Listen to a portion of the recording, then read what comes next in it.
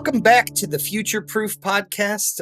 This is a place where we talk with business owners and entrepreneurs about the journey. So that's where you've been and where you are now and where you're going. And today I have a very special guest, someone that I've worked very closely with and have a lot of love and respect for. I have Nate Tolleth with me from Crumbl. Good morning, Nate, and thank you for coming. Yeah, I appreciate it, Brian. Yeah, happy to be here. Thanks, man. I'll tell people about, meeting you in the context of Friday night concerts at Mapleside and getting the chance to sort of walk the grounds with you a little bit and talk about business. And I remember meeting you at a time where you had 4 stores, for Crumbl, and you were about to, open 2 new ones. A time of some excitement and growth and I guess for starters, for anybody, I guess, out there that doesn't understand it or isn't familiar, I know, Crumbl's to me a pretty widespread brand at this point, but tell the folks at home who you are and what you do, my friend. Okay, that's very broad right at the end. It started to sound really focused, and then you're like, just make it anything about you. Obviously, you mentioned that I am currently a franchise owner and an operator of 6 Crumbl Cookie franchise locations here in the general Cleveland area. But that's not where I started. If you want to kind of hear a little bit of foundational stuff, I was originally educated in mechanical engineering and worked in the engineering field for, my career up until the point where I had a little bit of an opportunity for a wild hair and found ourselves here.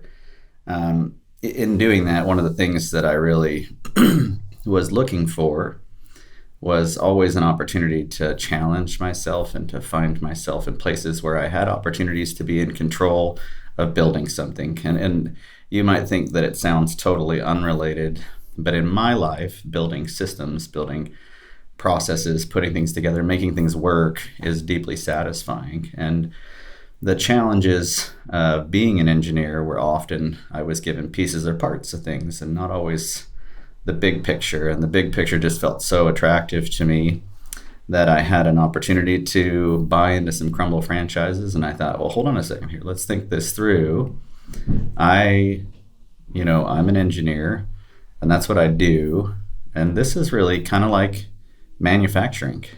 People might think of a bakery differently, but I think of it as like manufacturing. We have a raw material, we have a value-added process, we deliver to a final customer who's, critical of our quality or whatever it might be. We have all of the same pieces and components that would have been found in the manufacturing facilities that I was working in as an engineer. And so I didn't feel like as big of a leap as it might seem, although I have found food to be quite the taskmaster. It's very, very difficult and challenging to kind of get a handle on. But I really felt like Crumbl would be a great opportunity for me to both expand my, interest and love of business and still kind of feel an element of that kind of engineering spirit that I really liked, that I need to build something, that things can be fixed, that can be made better, and that, that continuous improvement kind of mantra that I kind of grew up with in my engineering career really still is very applicable where I'm working now. And so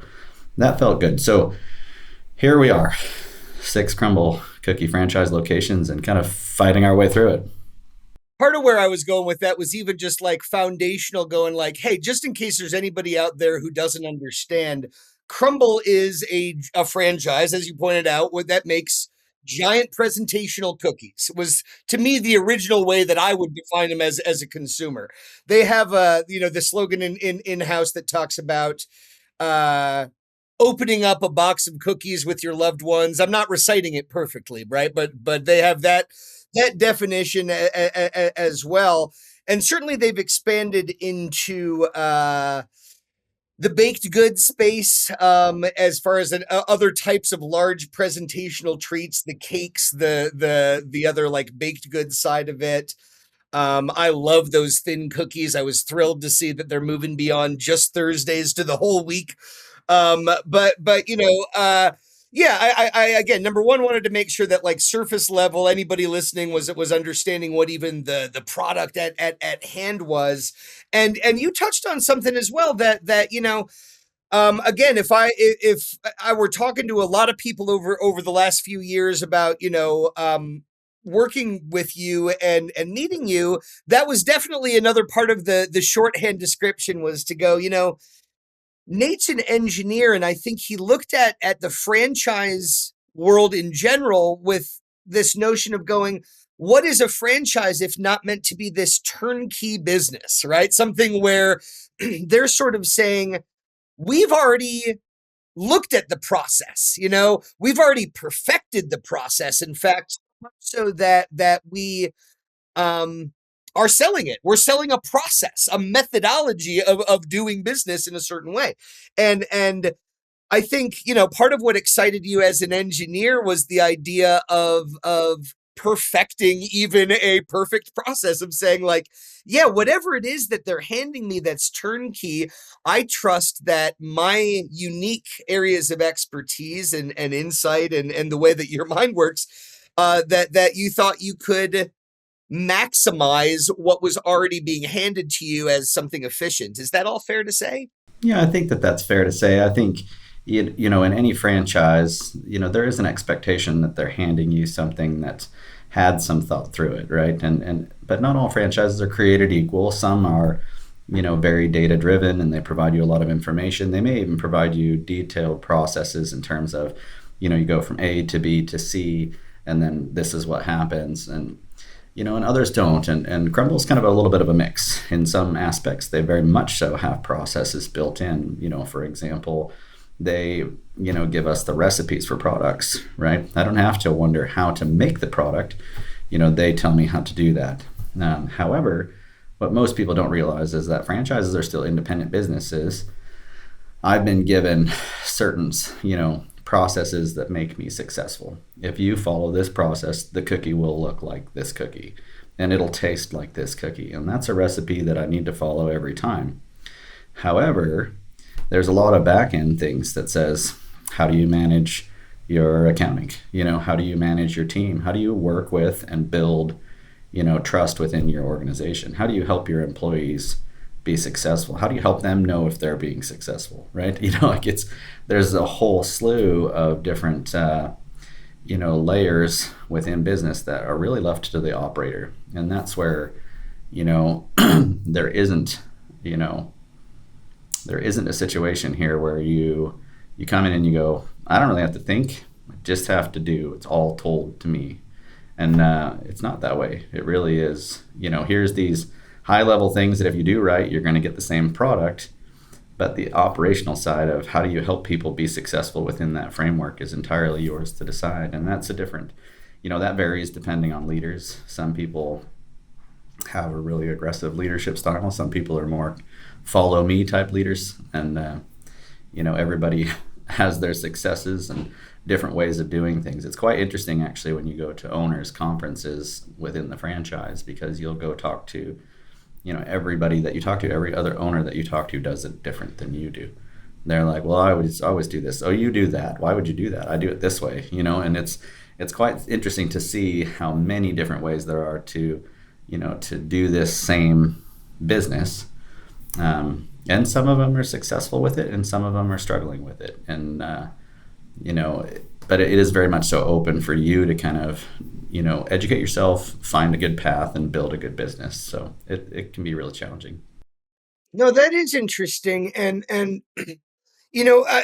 when you talked about some of the backstory piece of it, because I know you and we've talked about it, there was also the window cleaning business that you had. So aside from being an engineer inside an organization where you had some patents and some things you had developed, some unique things again where you're looking at the way things are being done. The window cleaning business was not a franchise, was it? Well, that was something you'd built up from scratch, correct? Yeah.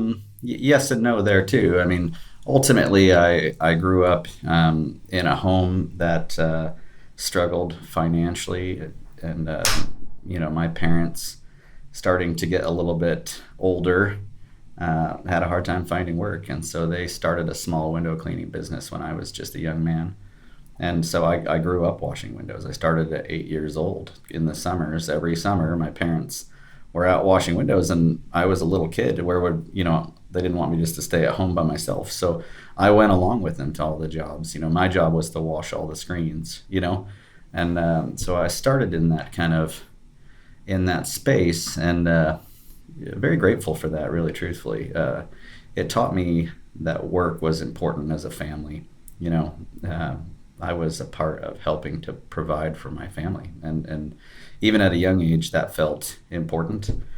And as I got a little older, I grew up all through high school washing windows. Anytime I had available time, I was out kind of trying to help the little family business. And I left on a 2-year mission for my church, and during that time, my parents just struggled and shut their business down. So when I got home from serving a mission, I had an opportunity to kind of restart that business. So I started a company and went around and called all those customers and said, hey, is there any chance you'd still work with our family? Here's the new business name, and was able to get a portion of them to kind of stay with me. And then we worked hard over the years to try to build that up. We ended at about 3,500 customers regularly serviced. So we grew it quite large. It's what I call a large small business, right? It was always a small business, and it wasn't ever going to be anything maybe bigger than that, but it was a lot of customers serviced, and that was actually really formative for me in a lot of ways. One, to recognize that that particular business model was really unique, because what sold people was me always. They trusted me. They knew I was a good person. They could tell that when they talked to me. I had the ability to communicate that I was honest and had integrity, and that sold well. And really that business was able to scale because we had that continuity of always somebody who had high integrity that they could talk to and communicate with. And that business was awesome. It was awesome to grow that business and to see success in recognizing that what really a lot of times people are buying is relationships and connections. They want to be able to have trust connected with products or services. And so it was fun. It was fun to grow that. And ultimately we did sell that business, which was, a blessing at the time, and was a positive experience. But, grateful that business is still functional. It still operates in the state of Washington. So I don't feel too bad about it. I feel like I did a decent job of kind of setting someone else up for some long-term, business there. But yeah, it was good. It was good. That's formative.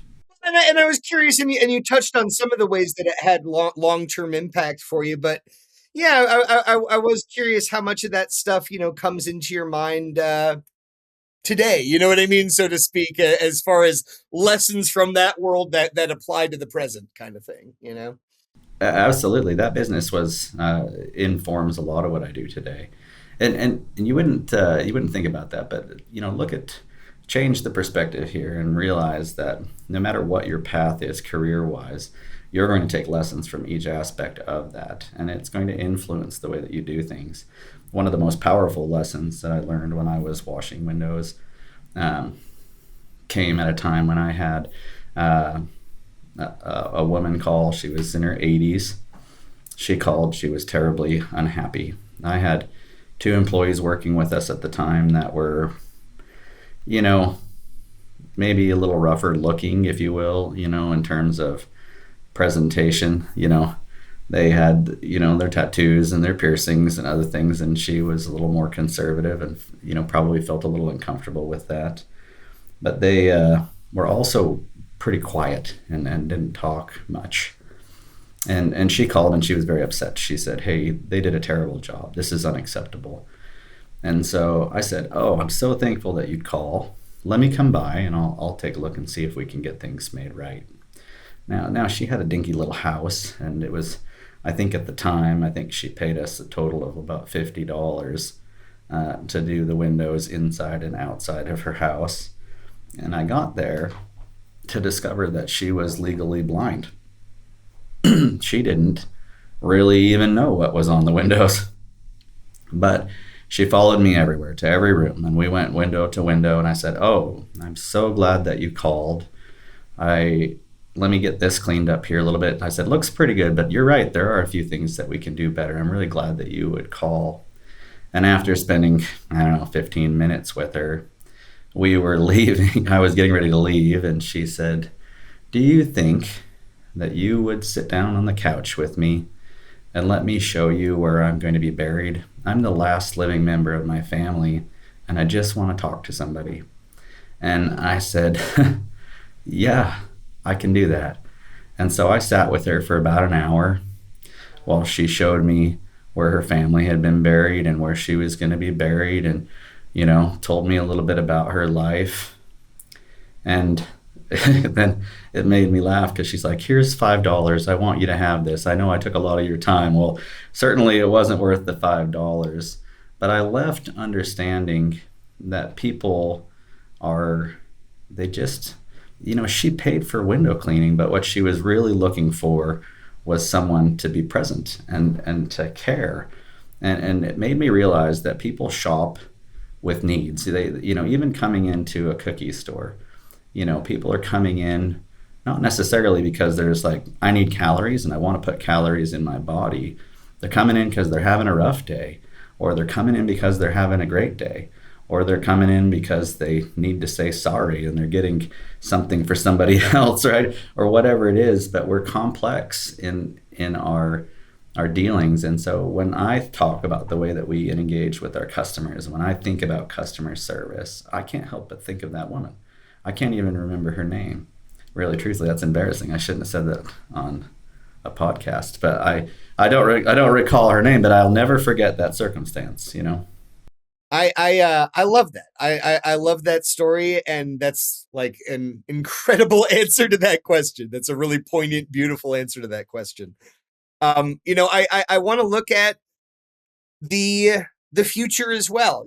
I know that you've been among the first, something that's been in the works for a while and is a relatively recent development, has been the soda machines. And when I'm at gas stations, when I'm at the Regal movie theater that I go to a lot, I'm seeing that, like, dirty soda phenomenon of adding syrups and creamers and other stuff to create these flavored sodas seems to be this interesting trend. And Crumbl had rolled it out a little bit in Canada, had some success with it, but you're among the first like handful of locations here in the States to be trying that out.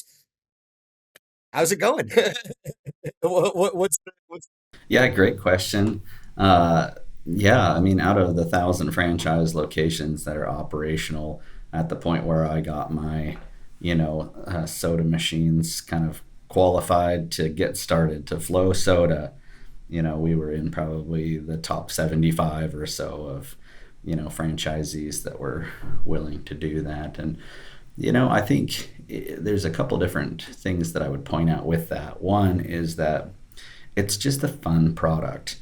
And when you're in the business of trying to provide, something for customers, right? Like, I believe that we have a high quality, wonderful product, in terms of our desserts and cookies.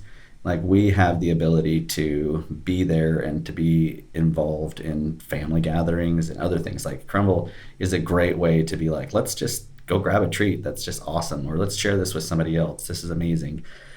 It's awesome in so many ways. And I felt like this is really complimentary. Like, these drinks are really fun. Like, there's flavor combinations that almost feel endless. Now, we have about 40 flavors that we've got available for people to try, anywhere from, regular, soft drink type, flavors to, even some of our refreshers, which are, water based, that have some really fun flavors. And there's some sugar free options, and we have chargers and other things that have, the caffeinated desires of their various different needs. So, I didn't know you guys had zippy drinks. I'm a zippy drink purveyor, so yeah.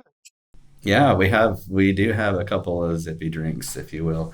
So for us, it feels fun because, you know, I think anytime you have a product, and if I could be business minded, hopefully we don't have a ton of customers that are listening to us here and being like, "What? They're upselling?" But I think anytime you have two different products that feel somewhat independent, I can say, "Hey, those are awesome cookies. You should get this soda. That would be awesome." Like, or I can say, "Hey, thanks for coming in to get a soda. You should grab a cookie on your way out." Right? I have an opportunity to engage with customers and to help them leave with product that I really believe is something that they'll enjoy. There is an element of looking at this and saying, I believe that our product is a fun product. Now, it's not for everyday consumption. If you consume it every day, you need to probably add a vegetable in there somewhere. Like, it's probably not the best everyday treat, but it is a wonderful opportunity just to share in some joy of eating a high quality product that really has a lot of fun to it. I think it's a beautiful, fun product that we really try to work hard to make sure we've got good quality on. So I think the sodas pair nicely with that.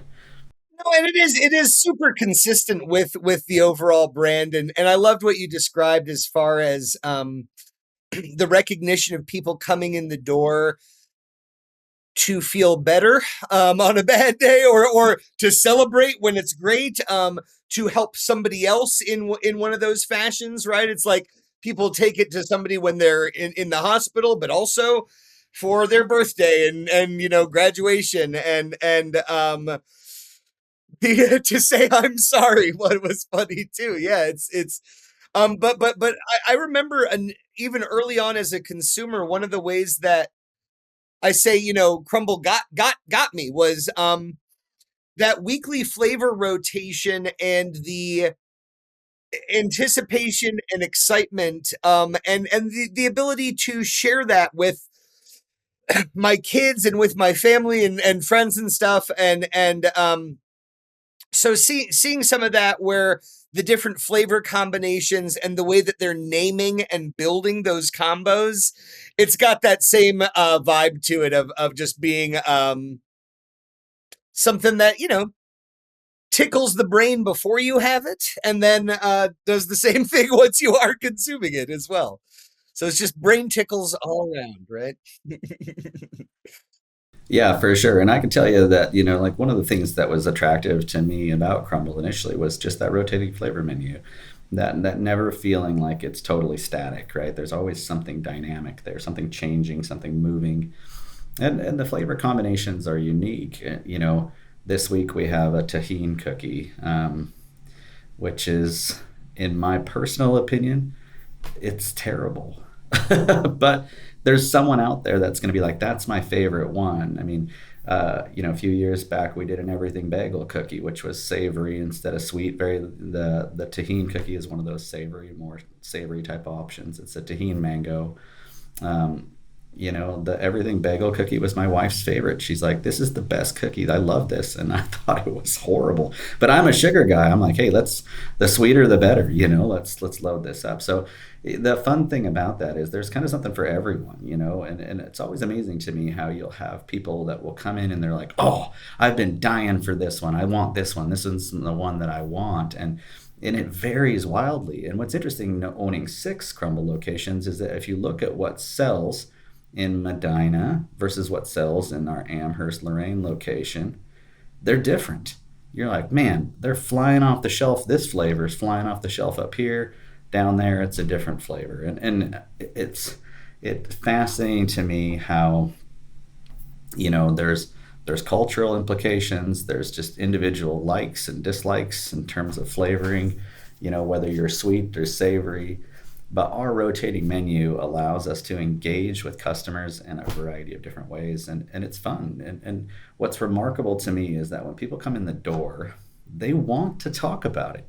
If you're like, hey, you excited about any of the flavors? Like, oh, yeah, I'm glad you asked. I want to tell you how I'm excited to try this one flavor. And that engagement, I think, has just its own rewards to it. It's just really fun to talk with customers and to see that there's something that they can find on our menu that they hopefully will find to be, rewarding, whether that's, um, just meeting a need, like, yeah, we're taking this to the office, or whether it's, like I had a guy come in the other night and I said, "Hey, enjoy that cookie." He's like, "Oh, it's not for me. It's for my girl. She's digging chocolate right now," as he was walking out the door. And it struck me. I thought, everybody coming in has a purpose with the product. It's not always just, sugar consumption on a personal level. Sometimes it's interactive, but it is a fun product to engage with people on. So the rotating menu makes a huge difference in that. There's not just the same folks coming in. And even back to the idea of saying that you're handed these recipes, right? And the packaging and the presentation and the marketing and the different ways that Crumbl Corporate is involved. But talking about this, then it reminds me of the degree to which there's certainly a goal. The word that came into my mind, oddly enough, is like responsibility, right? It's like there's almost a responsibility to make sure that the atmosphere reflects that. You know what I'm saying? That like you want to have a situation where the employees in an authentic way. I'm trying to think of, I think it was Target that I saw in the news recently had like enforced some new policy, right? Where like I think I might be slightly off, but it was something like the 4-10-10 thing like became public, where there was this rule that once somebody's within 10 feet, you have to make eye contact and smile. If they get within 4 feet, then you have to like say like a certain phrase or whatever. I remember going all the way back to Blockbuster Video, which I worked at in high school. They had those kind of rules and enforced at them, right? That like managers would give you a hard time anytime you heard that bell ring anywhere you were in the store. You were supposed to stand up, look at the person and go, "Welcome to Blockbuster," but like at a certain point that feels insane. You know what I'm saying? Like to have like these different like people just popping up from like random places going, "Welcome, welcome, welcome in. Hello." So even there's a balance to be struck of going like, these are the rules, these are the fun rules that we have to keep things fun, and then actually creating that. So I'm curious how you've approached that, and yeah, that piece of it. Well, I mean, largely the same way, right? The franchise has a rule. They have a rule. They say, "Hey, we want everyone to say welcome to Crumbl when you come through the door." If somebody comes in, they want to be welcomed. And there's a psychology to sales, right? And, there's a methodology behind that. If I ask you to think of the last time that you went into a Crumbl Cookie store, you can't recall with perfection the entire experience. You can't. What you will remember is a high point and a low point. And what you're really doing is you're looking to say, can I create enough high points that the memory only serves as being an excellent institution? You can have a rough moment where you're like, what do you mean they don't have the cookie that I want? But if you create, let's say me as the owner and I happen to be there and I'm like, "Oh man, I'm sorry, we've been so busy." And then I start saying, "Hey, where are you headed? This other cookie is really great." And I add some customer service layers in there that level that back up in that person's mind. They won't remember that I didn't have the cookie flavor. They'll remember the experience as generally positive. And so in terms of, cultivating a culture that allows your customers to come in and have positive experiences, it's a critical business move, and you have to put those rules in place because, quite truthfully, some people are natural at it and some people aren't, and you might have to kind of script and teach and train and help people kind of meet some of those expectations. But you want to safeguard that. The world that we live in is getting to be a little bit more curmudgeon-y, and people are not as apt to be as friendly or as engaged. Some of our social communication is struggling maybe a little bit. And so it's easy to go into places and to feel like you didn't have a good customer service interaction. But interestingly enough, if I say, "Hey, when was the last time you went into a pizza place and you had a good customer service interaction," or whatever, you can remember good customer service interactions. The bad ones really, though, kind of stay in your mind, and they're like, that guy was a jerk. And it affects the way you think of the business. It even affects the way that you think of the product. Go back to my gal friend that I went and sat on the couch with, right? The customer service was poor, therefore the product or service that she received was brought into question. And I think sometimes we don't get everything right. Our quality varies. We have a variety of different shapes. Not every cookie is perfectly round. Not every cookie has that perfect frosting on it. But people are willing to accept a little bit of error in the system if they're treated with kindness and love and they feel like they have a good customer service. They're less apt to look at the product because the overall experience is positive associated with it. However, if you go in there and you have bad customer service, you're like, and then my cookie wasn't even round, like all of a sudden they're happy to layer into that, right? And so, yeah, I think it's really important. And if I can kind of point out, if you go to Chick-fil-A, you're going to hear my pleasure every time, right? That's something that they point out. It's taught. It's what, but it's going to be there. Or if you go to Disneyland, or to Disney World, you're going to have certain customer service experiences. It's going to be top notch, and it's going to feel even sometimes over the top. But, those organizations have done a good job of kind of saying, hey, we know how important it is for every time our customer to come in to feel appreciated. We know how important it is for them to have that great customer service paired with an experience or paired with a product or paired with a service. And if you don't have that tied together as a business, you're going to long-term lose business. And so, yeah, we do our best to try to cultivate that. We have rules, we have a culture that we try to establish. In our stores, we have a PG work culture. We don't allow our employees to use coarse language or to talk about things that would be somewhat unscrupulous in an open concept kitchen, right? If our customers come in and they hear you talking about things, it all creates a feel. And so we have a bright, white, welcoming environment, and we want our customers to feel like our employees are all there, to help them and to be positive, not negative in their talk. And, so yeah, we try to encourage that. Now, not everybody fits that cultural mold. And sometimes as a business owner, you have to decide whether it's more important to keep an employee or not keep an employee if they're hurting or impacting your overall culture. Sometimes it's important to say, hey, maybe this isn't the right place for you, and allow them to move on, and you keep that focus, Love it. And it's funny, like I was thinking about the my pleasure thing and going like, that's interesting. I'm not like an everyday Chick-fil-A customer, but I've been there enough and I never clocked that. And I was thinking like, boy, like those are just those two words, I suppose, if delivered like it's almost tough to deliver it poorly. You know what I'm saying? Like if people are disciplined about doing it, it's like, yeah, that's actually a really good example of something that just it hit my ears naturally enough. You know what I'm saying? That it was like, yeah, I never even clocked that as something forced, inauthentic, or otherwise. And yet, as you're saying it, I'm sort of going, I guess they do that, don't they? No, the one that really throws me is with fast food, right? Like how it took me a while to catch on that the first voice you're hearing isn't the person you're talking to, and they've become really good at giving you this initial. It's like there's somebody on staff that they find has the good voice, and so they have them record the thing. You know what I mean? And then I'll start engaging with the like upbeat, friendly person who's like, "Hey, thanks for coming. Go ahead, get started. Tell me what you need." And I'm like, "Thanks, I will." And then a minute later, you just hear like somebody with a totally different voice come in and be like, "What? Let me know what What you did you order. want?" Yeah. Yeah, it's like, oh, Yeah. you got me again. I thought I'd made a new friend while ordering my number 4.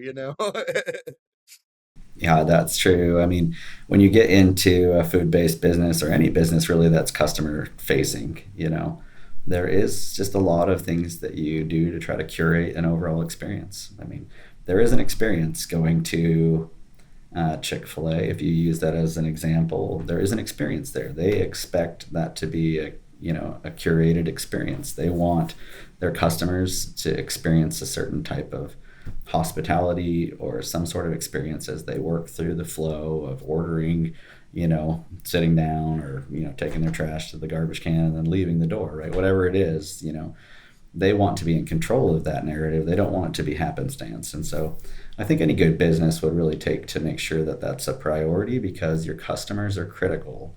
In any business, you can't say, I can't independently be successful. I have to be a partner with, 100,000 people in the Cleveland area have to feel like they like being at my stores, right? They have to like being there, and they have to enjoy my products and find them to be of the quality, and it's just got to be, the recipe's got to be there. I have to be partnered with customers. And so if I'm not doing my part to make sure that their experiences are great when they come in, then I'm really doing a disservice to my own business. So yeah, I think it's important to make sure that you've got a culture that really cares about the customer, recognizes how important they really are, that there's a sense and a feeling of, deep gratitude. People don't have to spend money at my place.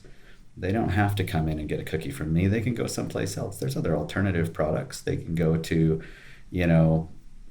Target and get cookies in a little package. I mean, there's lots of, you can go buy a sleeve of Oreos somewhere and still get a sugar, treat, right? But understanding that, I think instills a sense of gratitude in you for anyone that would consider, coming to your store. And so teaching your employees to kind of reflect that sense of gratitude in the way that they deal with your customers in terms of being courteous and friendly and engaging, I think is just the right business practice just in general. So I think even if you take it outside of the psychology of it, just having a sense of kind of gratitude for those that do come in and recognizing that they don't have to be there. It's not an obligation, it's a choice.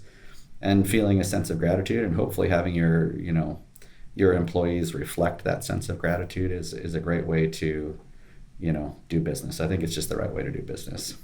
Of course, yeah. Why would you lead with anything else, right? Well, where I want to, I guess, land the plane is that last component of goal setting and future planning.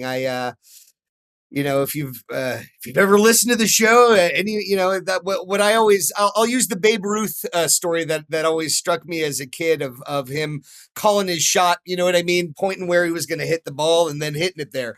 What are some of the things on your mind at the moment as far as where you're headed? So that, if we have another conversation in a couple years, I can go, hey, did that play out the way you thought it would? You know what I mean? Or, did it change? So I'm curious about your goals at the moment. Yeah, I've got two things, two areas of focus that I'm working on. And one is changing our culture within the stores to being a sales-minded organization instead of, kind of looking at it and saying, hey, our job is just to stand here and to look pretty until somebody comes in. We want to be, we want all of our employees to recognize the value of customer relationships, and we want them to be, forward seeking and trying to say, hey, we want to be good about saying, I can get that for you. Yes, I can do this for you. Here, I have this product available to you, in terms of growing catering opportunities and sales within the community, or just in general looking to say, can we even take the current experiences that our customers are having with our catering or other things and make them even better? So we really are taking a look at overall improving the way that we look in terms of working with our customers. We need customers to have dynamite experiences, and then we need to look outside of our own, our own established retail locations and look and say, how do we get involved in the community in terms of just generating, catering experiences throughout the community. So that's where we're really trying to see if we can focus right now. That's one of our focuses. We have great products and we have a really well-loved product. Not everybody knows about our products, so there's opportunities, one, to educate, and then two, to create opportunities by helping to kind of close gaps, to meet people where they are, to get cookies where people would like to have those. And so we're anxious to do that, and we're building that right now. That's been really fun. So I would say that's focus number one. I think additionally, for me, and this is a little bit of a rabbit hole, so I don't mean to take too much of a rabbit hole. I know that we're probably not super long on time, but I think that there's still opportunities for us to always improve operationally. And so, building systems and continuing to improve processes and to establish, you know, um, good, efficient business practices it's critical in the world that we live in and in the current economy that we're in. We have to be an organization that reduces waste, and that's a constant every day. From the top all the way through to the bottom of the organization focus. We have to be looking at it and saying, is there a better way to do this? And is there a more efficient way to do this? And we continue to layer and build those processes. I've been excited to get involved in a lot of different AI projects to try to create, business workflows and other kind of automated function that have helped our teams grow because it simplifies communication or automates communication. And there's just a lot of variety of ways to improve. There's a variety of different ways to improve the way that we're doing things organizationally. And one of the things that I learned from my engineering background is you should never feel satisfied with where you're at. You're always looking to see if we can do this better. There's always ways to build in, more repetition or better overall process controls so that you can, do the least amount of work to get the best quality product. And so I'm excited about that. We've made some real strides over the last couple months in terms of, developing and defining processes that only builds our foundation. So now you combine the two and you say, if we're learning to be efficient and we're learning to be a strong, core centered, efficient business, and then you add into that this kind of powerful helping all of your team understand that to be a salesperson means that you love and you treat your customers with respect, and you're always looking for opportunities to bring a cookie to somebody else. Now I start to look ahead and say, we have something that we can build on here. We have a great future. So regardless of where we're at right now, I have hope and confidence that the future is always bright when we're willing to take a look at things and build in the right ways. So I have two areas of focus right now, and they're fun. They're just an enjoyable way to work. Well, and the synergy there makes a lot of sense to me. That kind of trying to bring some of those ingredients full circle to talk about the engineering, manufacturing environment, and going, oh, I see these as being the same thing, right? It's like you are while maintaining this outstanding level of humanity and kindness and all of that stuff that you project and just are as a person. There is that practical process driven side, and so seeing those two go hand in hand in that way, yes, I that makes sense to me. And as much as they're separate silos to be looked at and nurtured, they of course feed each other. The idea that if you're trying to do things in terms of scaling up the customer experience and being a sales centric organization, that should have a result of increased production needs, right? And so therefore you have to also be looking at the efficiency and scalability of the production environment component. So yeah, the idea that in a way you could never take your eye off of either of those makes a lot of sense. Yeah, you could go out of balance real fast, right? And so if anything, it's the fact that those two goals, I suppose, have always been the goals, right? And you could point to things historically in either one of those categories that have been goals that you've implemented and executed and have become part of the world. And now stepping back with that new data and information and reality in front of you, let alone the external pivots that you have to make, related to new branding or fuel costs going up, or you know what I'm saying, the proverbial price of tea in China. You know what I mean? It's like all of that stuff plays in. So I hear you saying that if we could talk again in a few years, I could ask you about from when we talked last, tell me about some ways that the sales culture implementation played out. And similarly, tell me about some ways that, the process efficiency played out, and I'm sure you've got some stories from the past, but yeah, we'll save for next time that follow up of going. I'm curious about again, I recognize that there's those pivot points along the way about you have to have this vision in mind of where you think things are going, but then, like I said, that adaptability based on the curveballs that are coming in, and how you roll with them and move with them ends up being such a big piece of the puzzle as well. So Yeah, it's huge. Can I make one quick point? Like in the engineering world that I grew up in, when I would design a product, I never did it in a vacuum. I always had a team to brainstorm with, and there was always inputs and other things that came from a variety of different places. And you would take and you'd build a concept. You'd say, I think I know how to solve this. I've got an idea. I have a product or a piece or a part that is going to solve a problem. And then you would create version one, and your version one would ultimately fail every time. And you knew it. You just became expectant of it. And then we would go to version two, and we'd go to version three, and we'd go to version four. And by the time I got to about five or six, I was feeling pretty confident that we stuck the landing.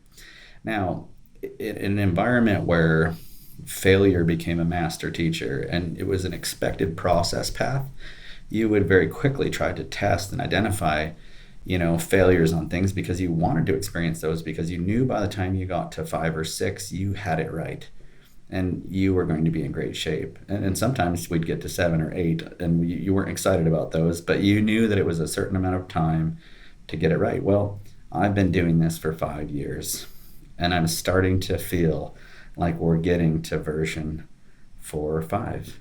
And I'm excited about it. It took us a while to get here. But as we continue to try and fail and try and fail, and it's not always catastrophic failures, right? Sometimes you're like, well, that didn't work. We need to tweak this. We need to change this. Every time you go through that iterative process, you build something that's stronger. So, yeah, I mean, are we under the influence of economics? And, is there all sorts of different things that factor into whether or not you have sales or not? Yes. Yeah, that we're under duress at times because, gas prices go up and we watch sales prices come down, or, volume from customers come down. And there is those exchanges that you can't control. But the things that you can control are exciting.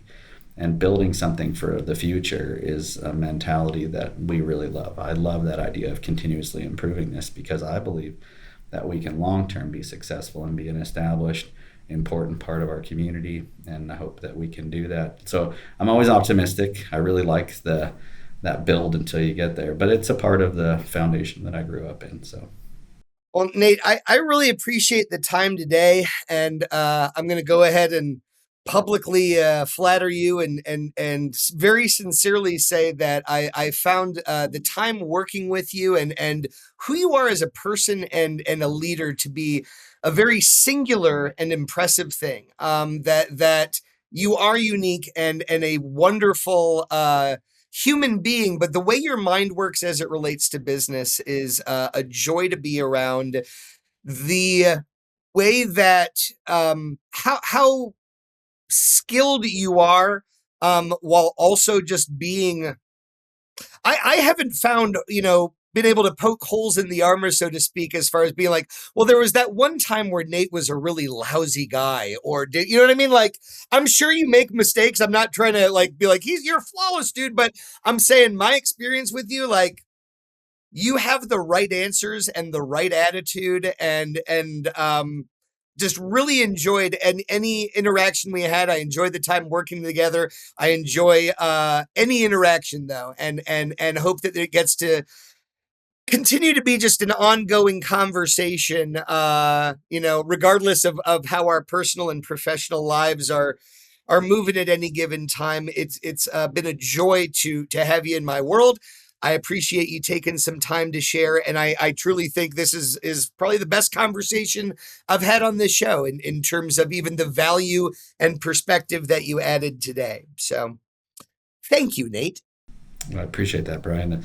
Those are very kind words. I'll try to do what I can to live up to that. I feel like that was very flattering. Yes, I appreciate you. Thank you. And I'm grateful to have an opportunity to come on the show. If there's something that I can do to help, I'm happy to do it. So Thank you. All right, man.